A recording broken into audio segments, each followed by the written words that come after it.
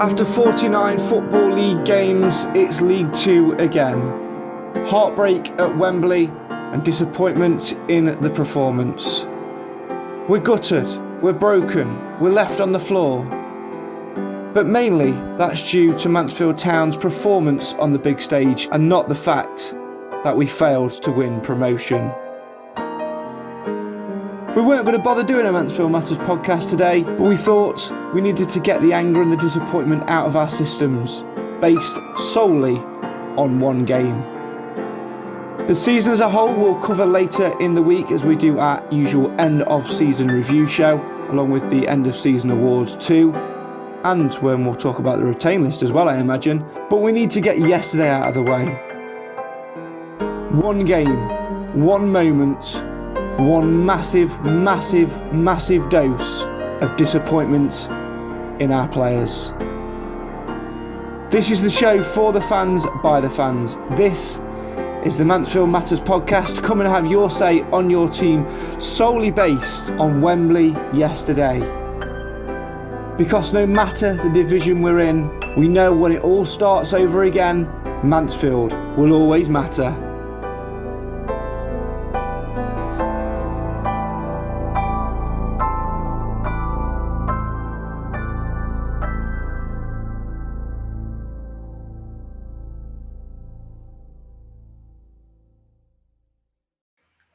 Nobody dreamed it would end like that, but it did. And that's what we've got to contend with. That's what we've got to focus on, and that's what we've got to get out of our systems ahead of the new campaign in just 9 weeks' time. Good evening and welcome to the post-Wembley Mansfield Matters podcast, the show for the fans, by the fans. Why? Because win or lose, like we said before, Mansfield would always matter. Sorry. News just in, Mansfield Town have just turned up to play their playoff final at Wembley. Bit late, lads, bit late. As always, get involved and have your say on your team. Joining me at Mansfield Matters HQ is Cam, and also joining me virtually online as well is the man who was in charge of SSA coach number 3 yesterday, Clive Parkin. How are we? I'm fine, yeah. It was disappointing yesterday, but we live to fight another day. Yes, we certainly do. Nathan should be with us at some point as well later on, if he remembers to pop on the stream. He's probably forgot, to be fair, old age, old wisdom. So we're going to rely on you guys to get involved in the comments as well and have your say on your team. Now, before we get started, a few things to clear up. I think I've made it fairly obvious in the description to the video anyway, that this one is just about Wembley yesterday. We're talking about the playoff final. We're not talking about the season as a whole. And we're not talking about Nathan not knowing what time to log on to the podcast and to come and get... Oh, hi, Nathan. You all right, mate? Yeah, no, sorry. I had a reckless Ollie Hawkins moment. I was rushing to get on, and I accidentally pressed never allow access to camera and microphone, so I had to figure out how to undo that. No, that is definitely a yellow card offence. We'll talk more about them later on. As I was saying, tonight is all about taking the one game in isolation, not looking at the season as a whole. We'll do that later on in the week in the our usual end of season review show. So it's just focusing on yesterday. Right, let's delve straight into it, and we may as well start with everyone's overarching feelings in a one-word review. I'm going to say it: gutted. Cam? Are we allowed to swear? Nope. Rubbish. Nathan? Optimistic. Oh, optimistic. Clive, what about you? What are you saying? Just disappointed, I think. Disappointed. Yeah, I think that's probably the key word for it. Get involved in the comments and have your say on your team. Lots of comments already flooding in, so let's go to some of them already. Chris kicks us off tonight, says, come on, you Stags. Jamie says, let's do it next season. Disappointed with the result, says Mark, but the best team won on the day. Good luck to Daryl Clark for next season. Stags chat says, this is it. Gutted. 9 weeks to the next season. Go again. Get the right players, and autos is ours. Jim says, evening all, feeling positive about 22-23 already. Proud of everybody. Would be great if the club seal a couple of signings in the next week just to lift everyone and get a focus on the future and the new season ahead. Come on, you Stags. Ian says, well done, Stags fans. Yesterday, 3-0 down and still singing our hearts out. Fans turned up. Players didn't. James says, devastated about the match yesterday. could have taken and lose them, and not the way we did with such a poor performance. They simply did not turn up. Chris says, good evening, Clive, from SSA3. So Chris must have been on your bus yesterday, Clive. Good evening, Chris. Well done on winning the shirt. Oh, there you go. A shirt winner as well. Absolutely. Jamie says, in my eyes, if Murphy scored that chance, the game would have been totally different, but he didn't. Daniel says, heartbreaking. Sean says, toothless. Kevin says, it was a poor from the lads. Just got to bounce back up the Stags. Jack says, always thought we would struggle out wide. All 3 goals came from crosses. Daniel adds, wouldn't have minded if we'd lost, but played well. However, that wasn't the case. Yeah, let's delve straight into that, Nate, because I think the overarching emotion from us on the way back from Wembley yesterday in the car was one of disappointment, not at the fact that we failed to win promotion, but disappointment in the fact that Mansfield Town didn't do the basics, and that's turn up and fight for the shirt. Yeah, I mean, I think that was a problem. It was the manner in the defeat, wasn't it? I think the way it sort of panned out.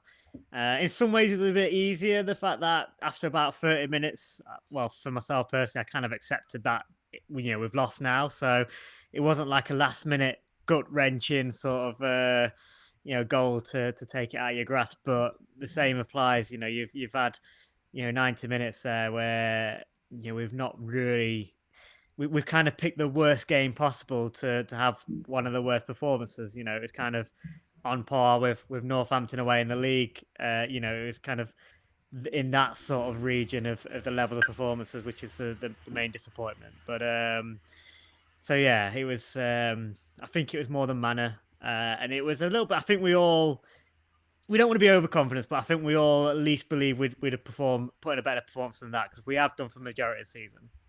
Yeah, we have, Clive, and I think that's the disappointing factor, isn't it? The fact that this Nigel Clough has pretty much prided himself on putting out a Mansfield Town team that will fight for the shirt in pretty much every game. In fact, there's only one real game this season that I can remember them not playing well and not fighting for the shirt, and that, of course, was at Northampton away. And I think this was actually performance-wise and courage-wise, display-wise, was probably worse than that, I think. I'm not sure. I think I'm going to take issue on this. I think the game you referred to earlier in the season at Northampton, it looked like the team were lacking commitment.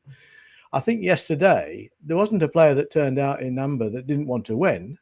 They all came out wanting to win, but they were exposed very quickly to a far superior attacking force from Vale.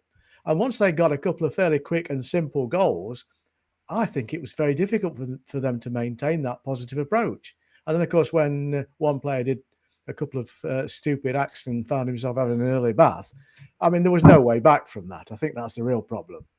Having said that, I mean, Murphy may have scored if he'd connected with a header better early on. We had a Oates shot that was millimetres away from being a goal. It could have been different. It wasn't. I have no complaints. The best team won. What do you make of that, Cam? I think it's a frustrating one, isn't it? Because personally, I do feel there was a lack of heart and desire, because they gave away 2 cheap goals and they didn't seem an intent to try and get back in the game. And certain players have got to step up and take responsibility. There was only actually 2 players for me that actually seemed to try. Yeah, I think in my time of watching Mansfield, I think that probably was the worst I think I've ever seen a Mansfield side play. And of all the occasions for it to happen, I think, yeah, we conceded these 2 goals, but at 11v11, there's always a possibility. And I think the frustrating thing for me is just that we dealt with a lack of refereeing consistency the bad way. We didn't get. There was decisions in that game where we got fouls against us. We got players booked. The same thing happens a few minutes later. We get a free kick, but it's not a booking. And then same today. For what Ollie Hawkins got his first booking for, there was another incident exactly the same in the championship game today. That was a foul, but wasn't a booking. And it's just, how can you have such a lack of consistency in officiating in the EFL? But that said, we just dealt with it the wrong way. Ollie Hawkins gets booked. Fair enough, he shouldn't have had his hand there. He had his hand there. He had his hand there.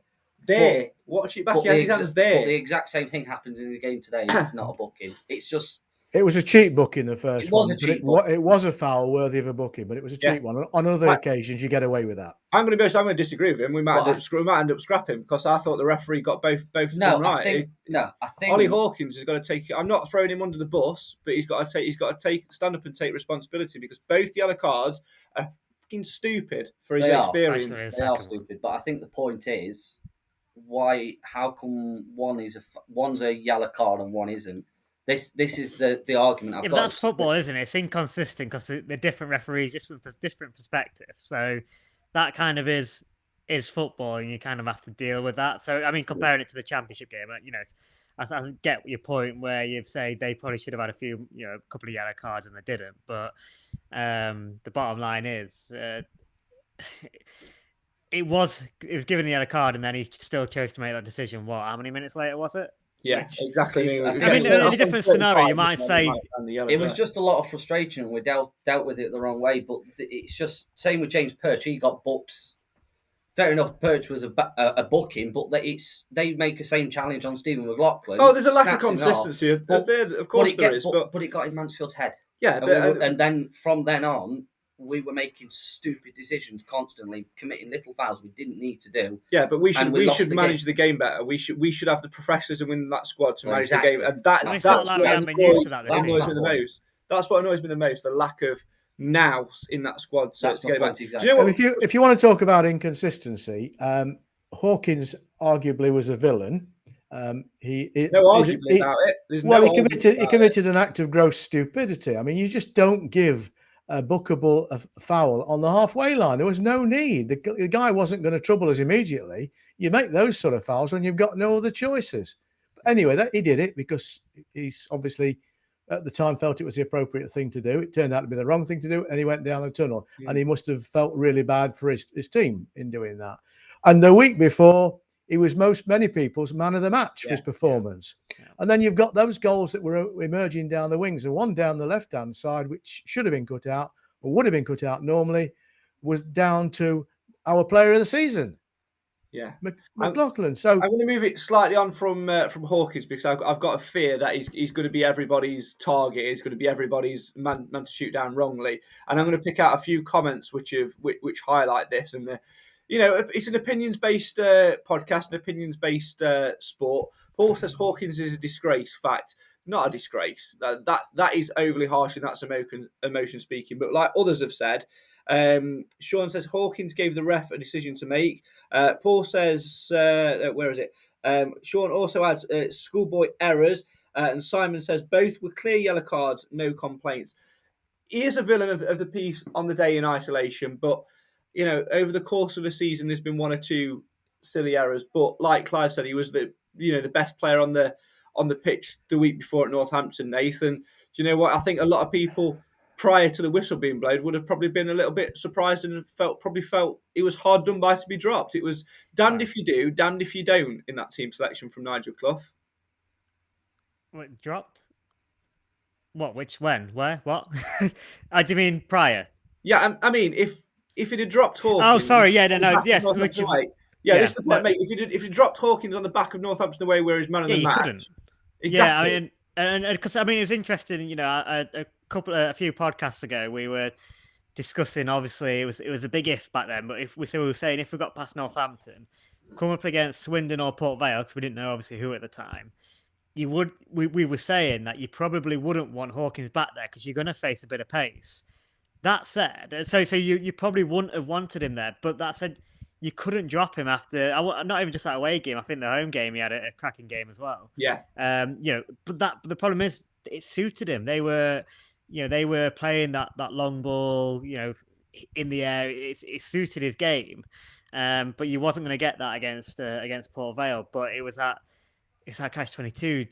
You feel like it needs to be either dropped or moved because of the opposition coming up against, or you drop him, which seems incredibly unfair for those couple of performances. But the worrying thing is for me was that you could kind of feel it was coming, because although he had those two cracking games against Northampton, you roll back a few games before that and he had some really sort of stinkers, which wasn't consistent with what I'd done for most of the season. So you knew that was there in him, and you kind of just thought, are Port Vale in a final, they're going to sort of be able to target that a little bit. And they did, for pretty much for both goals, to be fair.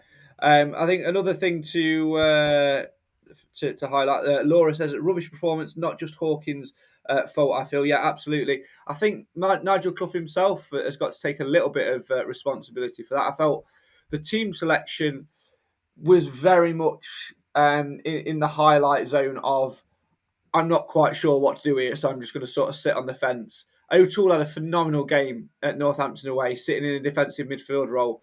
But the fact that he did, Clive, was the fact that he had somebody alongside him, and we were playing two people in that position where they could counter each other and cover for each other.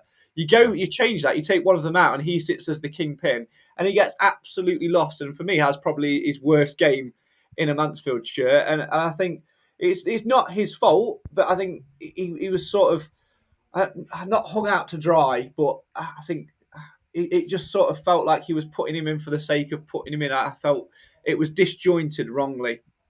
I think it was an unadventurous selection. It was more defensive than progressive. We have had to, through no choice, play square pegs in round holes this season, and Hawkins being a good example of that. He was recruited to be a striker, and he spent nearly all the season in the central defence. Now, he does a great job when there's an aerial attack because he's big and he can head. But anything that goes by him, it takes him an hour to turn around. And other teams have started to pick up on that. And Darryl has done a great job in his team in researching Mansfield Town. They know exactly where the weaknesses were. And they could see from the team selection how to play against us. And there were just clinical passes from midfield out to the flanks. And they beat us nearly every time. So hats off to them. That's the weakness in our game. We've got dependency on 3 or 4 old players now who do not have 90 minutes of energy in them as well. But I can't buy this hang him out to dry mentality. I understand people after a game are very emotional, and there were people wanting him crucified and sent to the colonies. All sorts of rubbish was spoken. I understand that. But, earlier in the season, when we were at the start of our bad run, what started that off? One of the main reasons for that was Quinn getting a 6-match ban through stupidity. Now, he's been forgiven. He's actually made a positive contribution for the rest of the season. I think it's unfair to lay too much blame on Hawkins. Although, having said that, I think he was incredibly stupid. Yeah, let's go back to team selection, Cam. We sort of said it, didn't we? By the way, did I tell you I had a coach of my own on for the match? Yeah, just hold that sign up a little bit more, mate. I can't see it. A bit higher, bit higher. Yeah, that's perfect. You could leave that there. No, a bit higher again. You could leave that there. Get out of here. 5 minutes. All right, I will. See you later. Bye. Ta-da. Every week. There we go. Coming back to team selection, Cam. We said it, didn't we? That we felt a little bit disjointed. And to be honest, I understood why you brought Longstaff and Murphy back in, because he wanted to try and attack. Everyone would have slated him if he'd have gone back to a defensive mentality. But I don't know. I just felt there was something. It was a wasted shirt. I think Longstaff was a wasted shirt. I think the 11 that we put out was a decent 11, but I just think the formation and the tactics were wrong. I think we should have probably started O'Toole at centre half, and then it would have been the best back four we've had all season, and then Hawkins up front. I think, to be honest, maybe we should have started with a 5. We know that from the game at Vale Park back in March, that we knew that they like to play that long diagonal ball. So why didn't we counter that and say, right, we'll go 5 at the back. We could play the exact same lineup, but we go 5 at the back. Or at least just 5 and McLaughlin and Hewitt's a little bit wider as wing backs, because the problem was we needed Hewitt and McLaughlin to get forward, but then Perch and Hawkins were far too fragile and slow to be able to deal with as soon as they got the ball, they were looking up, they were switching it was gone. Bing, gone. Bing, gone. Every time. And we were being undone by it because Perch and Hawkins aren't the quickest. McLaughlin and Hewitt have got a bit of pace, but they're too far upfield because that's where they need to be. But they can't, because we're being undone at the back too quickly. They just bypassed our midfield completely. And I think maybe the only one that I'd have changed about, so the formation, I think the only substitute I'd have made different was Probably Maris starting instead of Longstaff. I have to say, Nate, to be fair, he's got a point there because, when we had 10 men and we were playing 3 at the back and Maris was sat in front of those 3, bloody hell, we were the best team on the pitch. Yeah, we did. We changed. We were better side with 10 men for parts of that game. But it's a difficult one because I'd like Maris in the team, because I think we said it sort of when he just come back in towards the end of the season, we were missing him. He finally got back in and suddenly sort of performance started picking up again. And he's kind of one of these players that's a bit underrated. He does the simple things very well. So I was disappointed to see that he hadn't started. I don't think. I feel like Longstaff's becoming a bit of a player that's getting hung out to dry as well. Yes, he had a poor game, and I think the problem is he's come in with massive expectations because he's come from Newcastle. But if he hadn't come from Newcastle and he'd just come from any other team, I think he'd come in, scored how many goals? 6 or something since January. Like 4 in his first 5, didn't he? Score. Yeah, so contributed in that sense.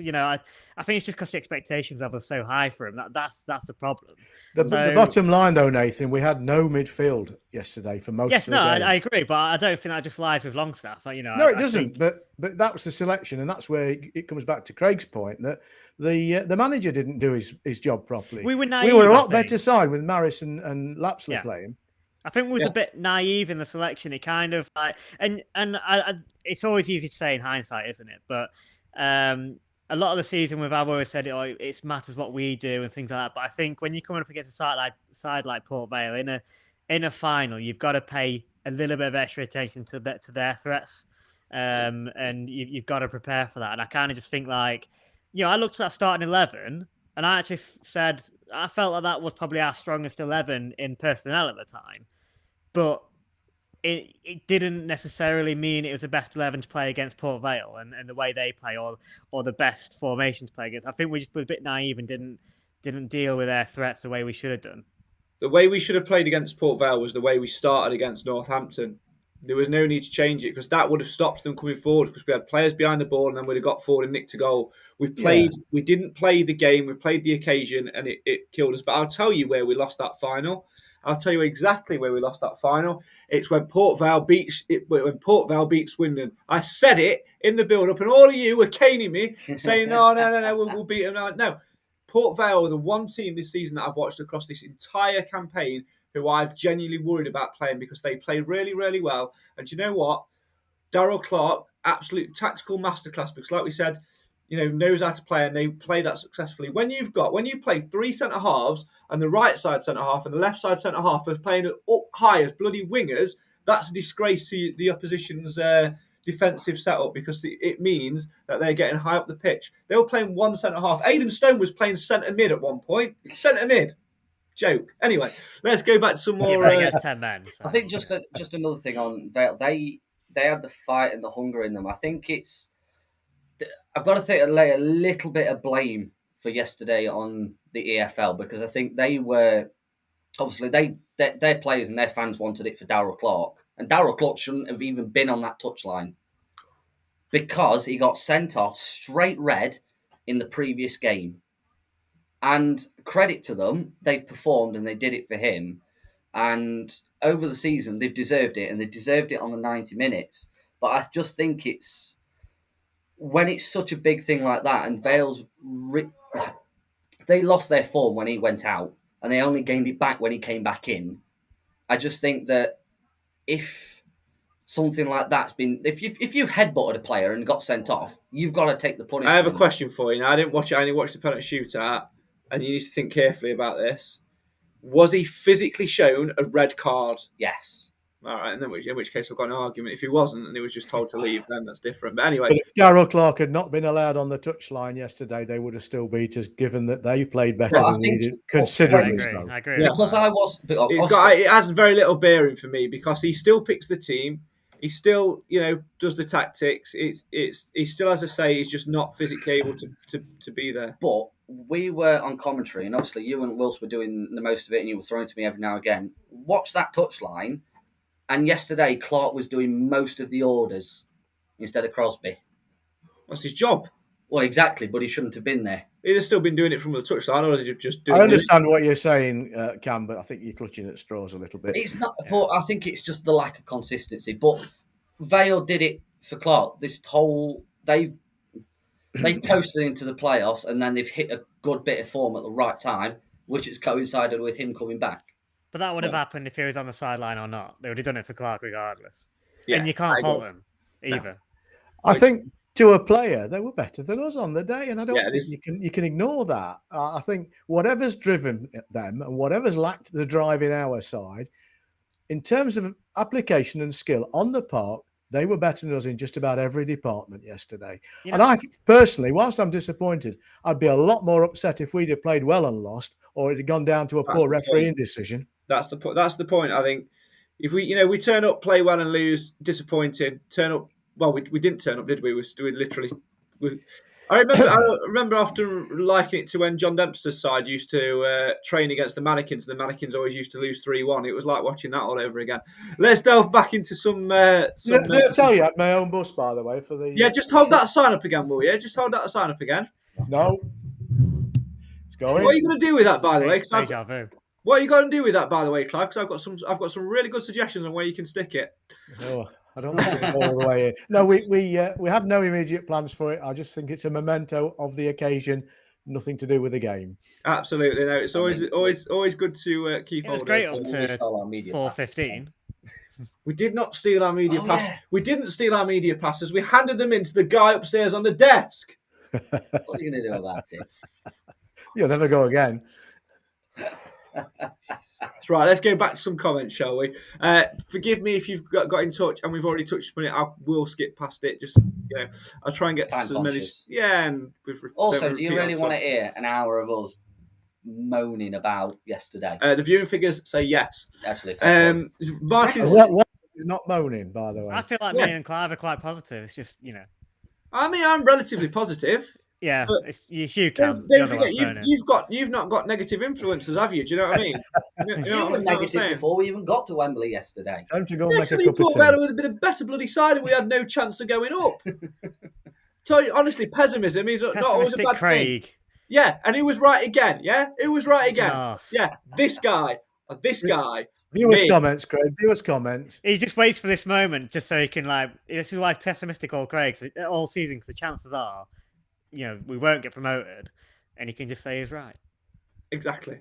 But moving on, Martin says wrong team. John Joe should have been at centre back. We missed a striker, and Johnson is the answer for me. I'm going to disagree slightly, Martin. I think when that retain list comes out later in the week, I think you may see Mr. Johnson on the transfer list. Let's try to delve some more. Just trying to find ones which we've not already touched upon, so apologies. The lads looked tired even before kickoff, says Josh. Just didn't seem to want to play to win. Unfortunately, unlike Vale, who were definitely the better team all the way through. Daniel says, could see that when the ball went out of play, they rushed to get it back and attack us. Even when they weren't in position, they aimed for the channels and knew they would then get the ball. On a par with Northampton away in October, very poor officiating, says Sean. Win it next year, says Roger. Kerry says we were playing narrow on the widest pitch in England. It was never going to work. Lapsing Maris should have also started, as we've said. Keith says, good evening, guys. Hope that you're doing not too bad. Gutted, but we regroup and go again. I listened to John Radford's interview on 103.2, and yes, he was hurting, but he was positive. Take care and stay safe from a wet far north of Scotland. My second team got in the final, the playoff final, Inverness, Cali Thistle. Well done to them. Yeah, interesting. Go Thistle. Go on, Thistle. By the way, anybody else looking forward to playing Chesterfield? Oh, no, wait. Oh, dear. That's about the only thing that's made this weekend. Somebody tweet that earlier. Yeah, sorry, Nathan. I've got to think. I was waiting for that. Could have got him first, yeah. You've got to fancy Grimsby now, haven't you? Because James Clark for the win. Well, I'd like James Clark to go up, but I think Grimsby have got this knack of scoring in the 120th minute. Yeah, new ground, Solihull, never been there. So. Anyway, what was I going to say? I can't remember now. You completely lost my train of thought. Stagser. Craig, Jim made a good point on the comments that we've now the club needs to get a couple of fairly quick signings to restore some positiveness amongst the fans based. And I think also we need to be demonstrating now a real go for next year to maximise season ticket sales, because after a disappointing defeat like yesterday, it has a negative impact on people's desire to go out and buy a season ticket straight away. Surely not. Well, I think Got that's to the human final nature. of the playoffs. Surely but- not. Like, you've got to remember. I know there's one disappointing game there, but you've got to remember the 20 odd leading up to that. Surely, when you think of some of the games we've had this season, I know Lars might not have jumped on the bandwagon towards the end, which is fair enough. But even Nathan, can I apologise for talking while you're interrupting, please? Because you finished. I hadn't finished. I was going to go on to say your breakfast stopped. Do you want me to help you out, Nate? Do you want me to help you out, Nate? Do you want me to help you out? Do you want me to help you, Nate? I reckon Go on, Clive. for once. I was going to finish by saying, anytime today. I think I get what Clive's saying. Sorry, Clive, sorry. You're all bloody interrupting me now. I was going to say that, think about it. If Mansfield Town Football Club had played the whole season like they played the second half of the season, we'd have gone up as champions. That's the positive thing. Carry forward the average form for the last half of the season into next year with every reason to expect promotion. You see, this is why I don't want to get into this today, because I think this will come more in the review show at the end of the week. But I'll say it just as a sentence, and then we'll move on. Over the course of the season, yes, we've had a good second half of the season, but the truth is, when you strip down each individual game, we have not been good enough to warrant promotion. We've not beaten a team by more than 2 clear goals than Scunthorpe. We've not been good enough, but we'll save it. We'll save it for the show at the end of the Insufficient firepower, that's what you're saying. Insufficient firepower. But Nath, what Clive says is right, but you say, yes, it was a goal. Should have scored 3 before that. Let's move on. Keith said about Radford's interview, and this is the key thing, because what Clive made goes neatly into that, and it's about, being patient and being positive. And I've seen some horrendous comments on social media. You should never really look, about my interview with Clough afterwards. Now, if you've seen it, you may understand why.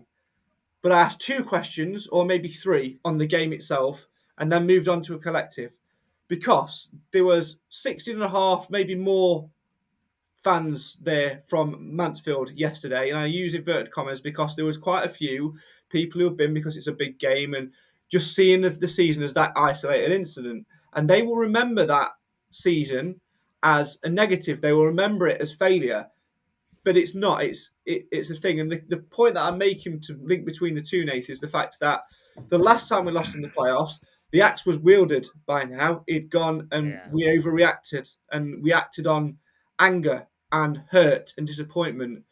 But I think what we're doing this year is, like Keith said in the comment, yes, he was hurting, but he was positive, because what Radford can see is the fact that since Nigel Clough has come in, the club is in a far better position now. And it's interesting that actually after the second leg of the semi-final, me and Clough were talking after the press conference, and he said, the one thing I want to make clear at the end is the fact that regardless of what happens, we are in a very, very good shape to go forward as a club. And I think that's the important thing to take away from it. We hurt, but we build. What is it that they say, Nate? Something like, from the greatest pain of all comes the biggest lesson. Rome wasn't built in a day. Yeah. I haven't got any of these fancy I'm not going to get involved in these metaphors. Yeah, let's not go down that route. We all know where you get the point I'm making. I'm not trying to do a speech. I'm trying to make the point. I mean, I haven't listened to the interview. I haven't actually brought myself to do it, but I will do. But that said, it was disappointing. It was gutting. But as I said at the top of the show, you got me to choose a word, and the reason I said optimistic is, although the game's disappointing, I'm looking at the season overall, and it's like I put on the tweet after I had a bit of time to sort of process it and evaluate it. Never mind. We had a good day out up to the match, and to some extent. We've hopefully, even though that game is disappointing, like I say, I agree, Craig. If it sounds like you've more summarised the season, because I hope that even if it's 500 or 600 or 1,000 of those fans just come back next season, or hopefully a lot of them came to like the Northampton game and so on, just to see that we're not always like that. Yes, we failed at the final hurdle, but leading up to that, we smashed some of those hurdles and we flew through it. And we've had some cracking games this season. It's actually been, overall for me, a really enjoyable season. So that's why I'm optimistic. I don't think we're going to panic like we did last time and get rid of it. That's not even in contention, surely. I just think we've got an opportunity just to build and just enjoy it. I'm going to be honest, I felt like, Cam, that I had to be like that. I had to try and condense the game into, two questions and then try and move on as a whole, because I looked at Nigel Clough and he was hurting as well, and I didn't want him to come out and say something he'd regret. Yeah, obviously I didn't listen to what you did, but because I was. What were these people wanting you to be, Jeremy Paxman or something? It's ridiculous. Well, I think they were just more slating, the fact that it wasn't all, about the game, and that, I don't know, maybe I was too sycophantic, maybe I was too. I think what you can say is it was two passionate Mansfield fans talking to each other in the form of an interview. And I have to say, lots of people think that Martin and Dean and you and others don't do a great job of interviewing. They want to bloody try it. It's hard work. I think I'm going to jump in Craig's defence here. I think as journalists, we've got. Oh, he does 2 games. Yeah, he's had 2 games. 2 games. I have my other job. He's a journalist other than that. Give him a credit. Yeah, for come that. on. I'm only joking. But the point was, he has a column in Woman's Weekly. Rude. Don't forget about the Manx Stag. That's dying of death. But the point Typical was, uni student. we were on air yesterday, and obviously then Craig went off and did his interview. I was packing all the gear down. When we met, it was just after. I went and sat in the press conference room. Nigel Clough did his press conference with Jake Garner, John Lomas, all the other different journalists from different media sources. And he genuinely sounded heartbroken. He genuinely sounded like he just didn't want to be there. And I think us as journalists and as managers, we've got the hardest thing to do, because we've had the whole game to look back at what's happened and think of our questions. But Nigel's not had the chance to think, to accumulate his answers to whatever we ask him. Because usually you get a rough idea. If we played really bad, you know what the question's going to be like. If we played really good, you know what the question is going to be like. Whereas when it's such a big stage like that, you just can't, we had some good football during that game yesterday. Yes, it wasn't for long, but we did play good football. So you've got to try and spin the positive, because if you're too negative, everyone's just going to be like, well, why are you being so negative? You're not going to get a good reaction if it's going to be so negative. So you've got to find that balance. So Craig was right to a couple of questions on the actual game itself, and then just to look back at the whole season, because we've still got to wait for the retain list. We'll still have Clough's reaction to the season as a whole, and we've still got different bits and bobs. We've got players that are hopefully coming in. I think Clough said he's got some going out, and then 5 or 6 coming in. There's a lot that we can look forward to, but in the here and now of being at Wembley and having to deal with it, then it's just difficult to process. Yeah, it is, and I think it's the other one that I did as well, Clive, was James Perch. Captain Mansfield yesterday, local lad, and he was really in tears. And it genuinely did feel like it was painful watching it, to be quite honest. Yeah, I mean, the lad is Mansfield through and through. Mansfield through and through. His hurt was palpable, and it was sincere. And you could tell, and all those people that felt those players had gone out there and hadn't given a damn, that's proof that at least some of them did. And I think we're not going to go back over the game again, but if you could bottle what Perch has in terms of attitude and give it to every other player, we'd be unbeatable. Yeah. But, I think we're now at a stage where we've got to put this game behind us. We've got to start looking forward. I think we need to take a couple of weeks off and then start looking towards next season. Cloughie alluded to recruitment and said, well, we didn't know what league we were going to be in. That's true. But you've got to have 2 shopping lists. You have a shopping list for Sainsbury's if you're in League One and a shopping list for Asda if you're in League Two. And his brother, who's on our payroll, it's his only job is to recruit. It's to find recruits. So all season long, he must be looking at who's got what contract, how are they getting played, are they getting game time, would they fit into the model that we operate, would they fit in around the other teams? It's his job to do that. You've got to imagine there's at least a dozen players in the frame now to start working with to try and get them on our team, because you'll never get all of them, obviously. Yeah, and if not, what is he doing? Because then Burton's retain list. Well, the retain list has been written for a while, hasn't it? Nathan, no.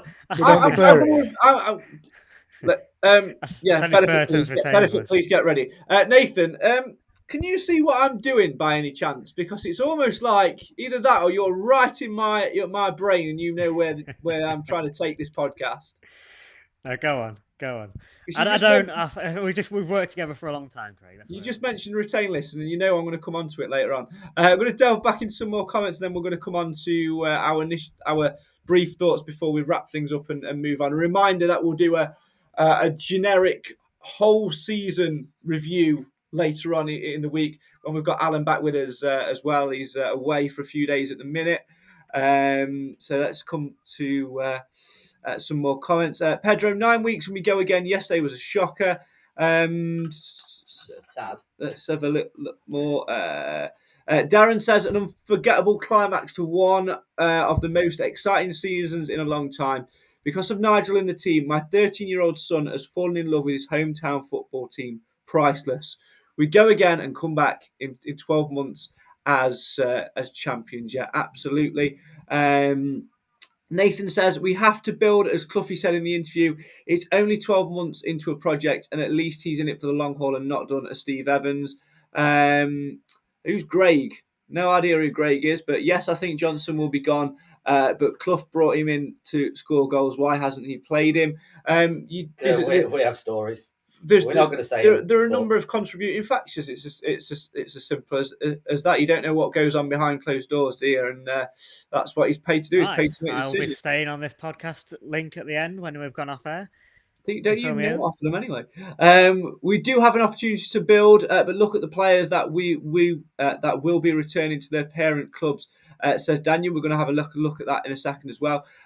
Paul, question for you guys: in what positions would you strengthen to make this Mansfield team finish in the top 3? All of them, and we'll touch upon that more in the end of season review podcast as well.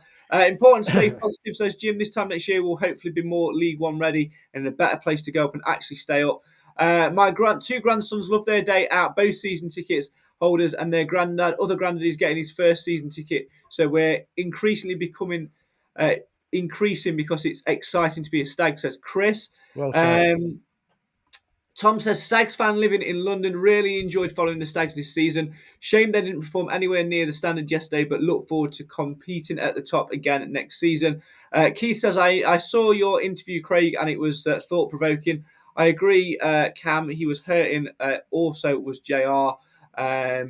Absolutely. And Stuart says, the Mansfield roller coaster will roll again. Right, retain list will be out probably tomorrow, to be fair, knowing Nigel Clough. I don't think he'll mess about. I don't think there'll be too many surprises. We've got the list. Now, I say this all the time. I try and keep a lid on it and try and sort of keep track of it where I can in terms of who's out of contract and who's not. So if any information on this bit is inaccurate, I apologise and I blame Cam. But we're going to run through who's in contract, who's not. We'll give our brief thoughts on who we think may be on the retain list, etc., and then we'll obviously, once the official list comes out, we'll react to it. That's sort of how this thing works. So let's deal with the comment which was said earlier on about loan players going back to their clubs. Now, Nathan Bishop will go back to Manchester United.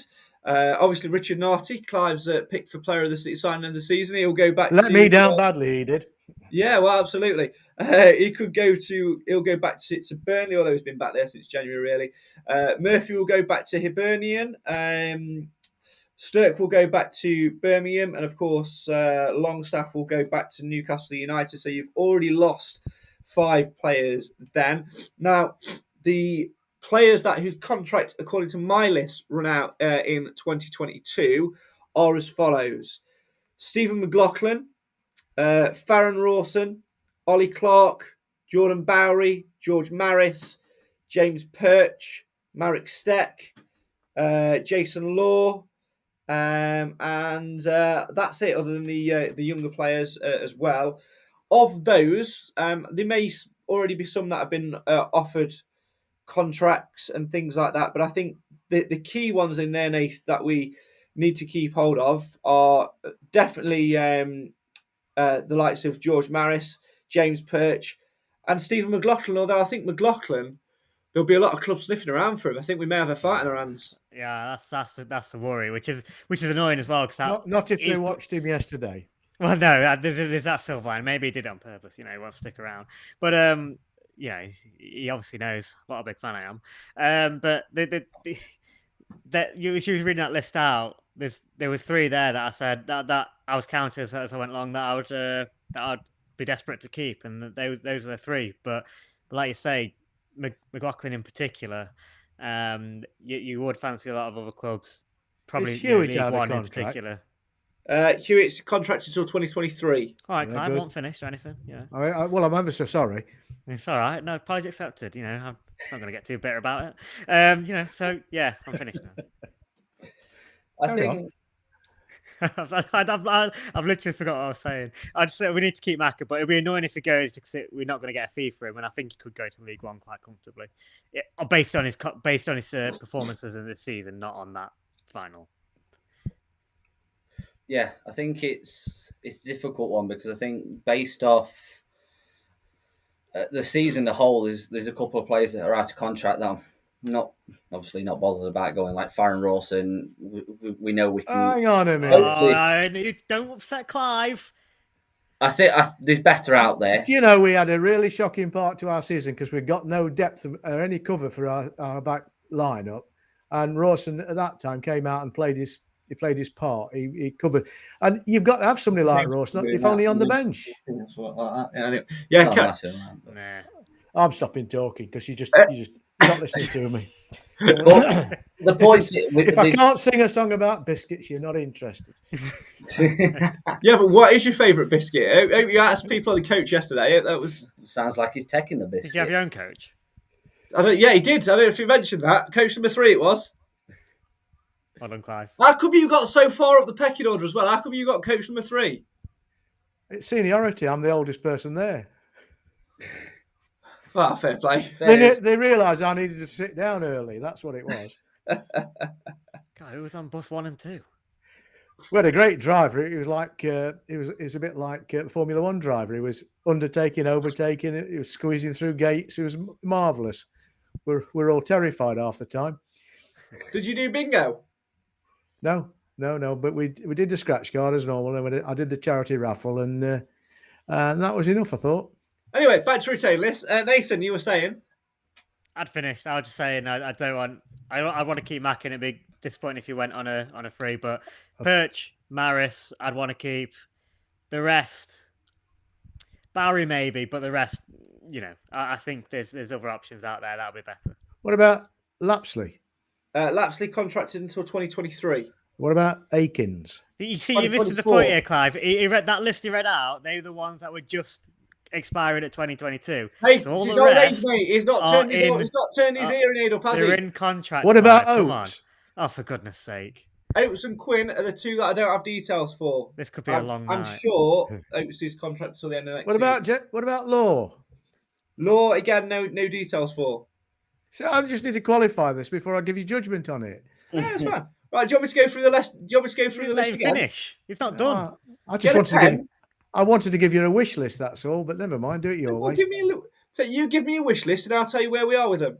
Well, I'd like to see us. I mean, and obviously you've already answered some of these, but my wish list, which I wrote down before this podcast started, was I want to retain Hewitt, O'Toole, Perch, Macker, Rawson, Maris, Lapsley, Akins, and Oates.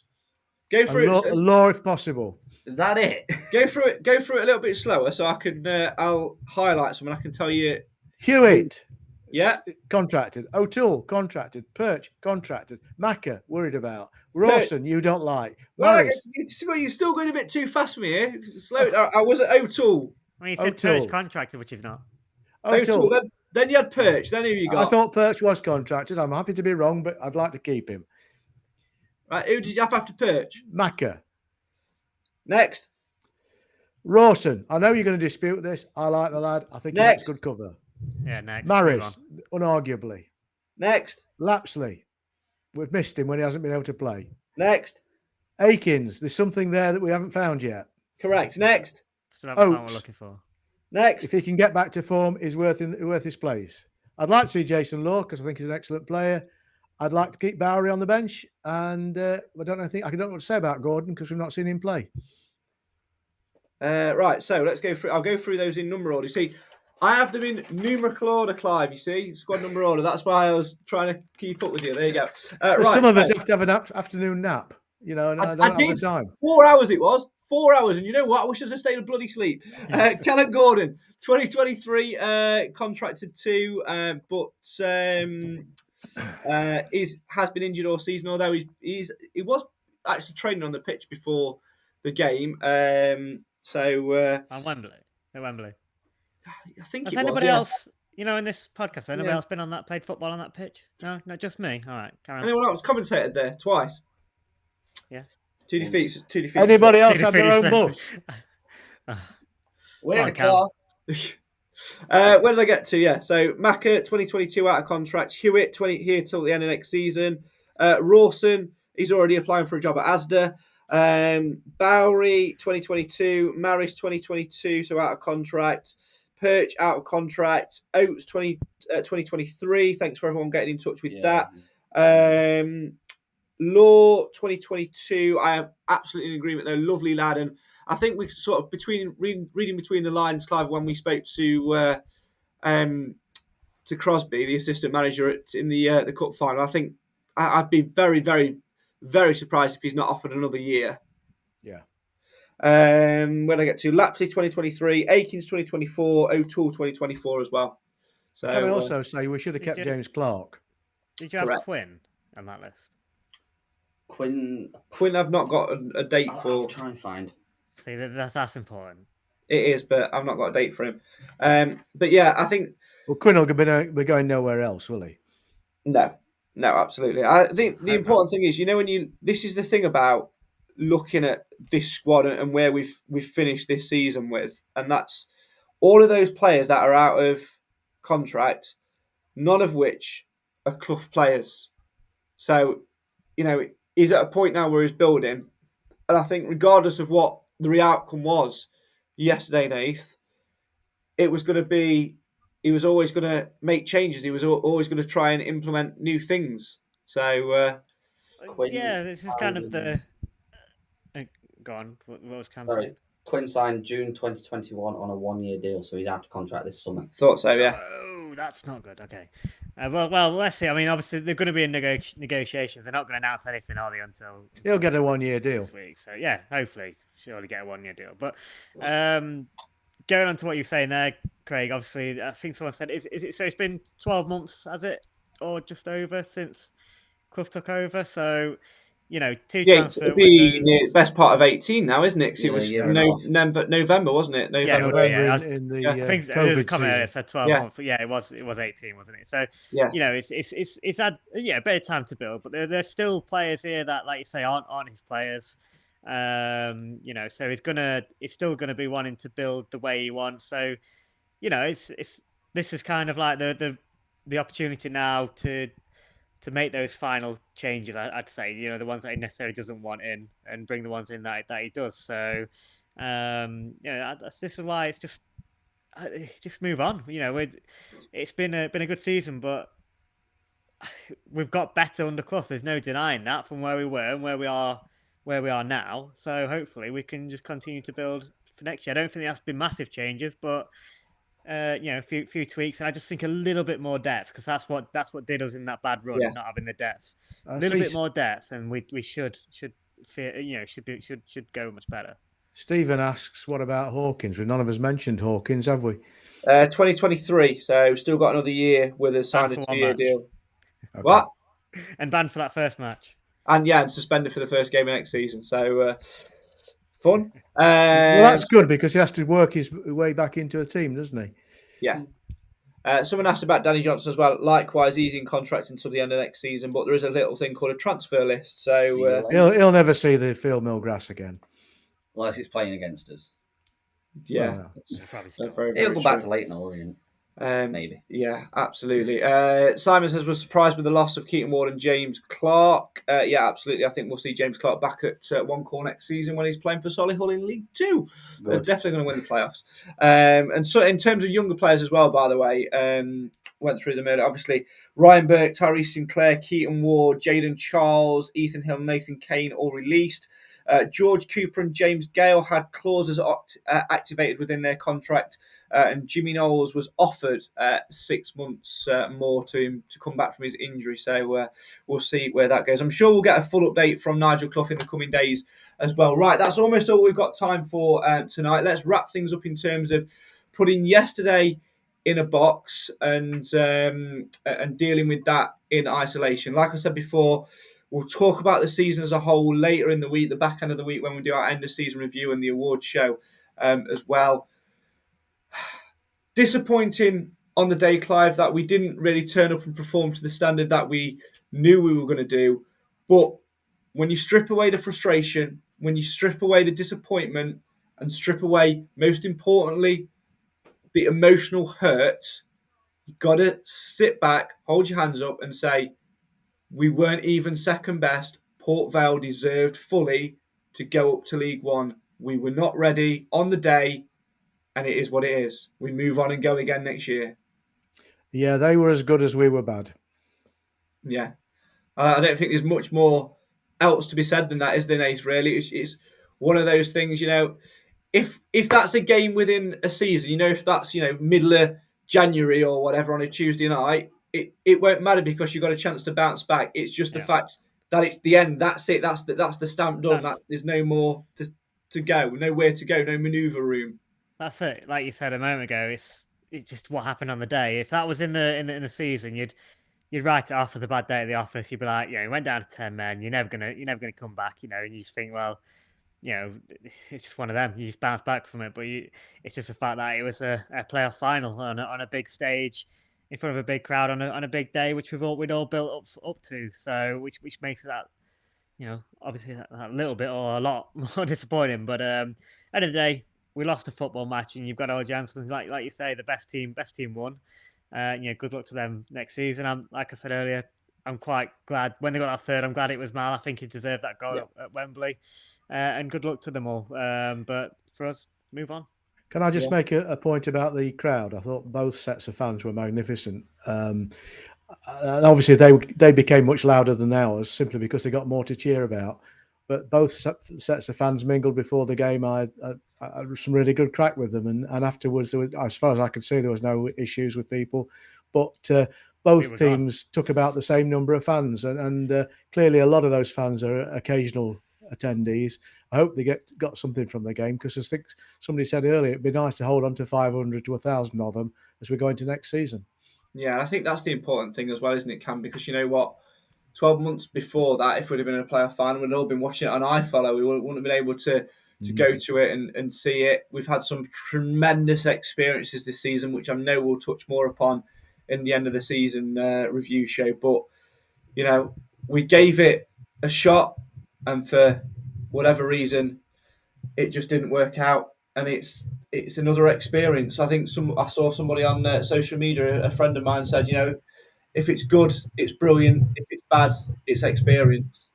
Yeah, I think we've got a lot of work to do in the off season. Obviously, we've got a team that it's like we've got the basis of a good team. I was saying this to Jace Harrison on 103.2 after the game, and I said we've got a good core of a squad to be building on, because we've got here on good performances and merit. We've got good players that wanted to play for the club and do well, and we've come up short, yes, but there's a good core of the squad there that hopefully we can keep hold of some and make some good additions to, and we go again next season. It's not a short-term project with Clough here at Mansfield. It's building, and Rome wasn't built in a day, so you never know. Next season could be a little bit different, but Get there. One day. One day we will get there. My thanks to Nathan Edge, to Clive Parkin, and to Cam Felton as well.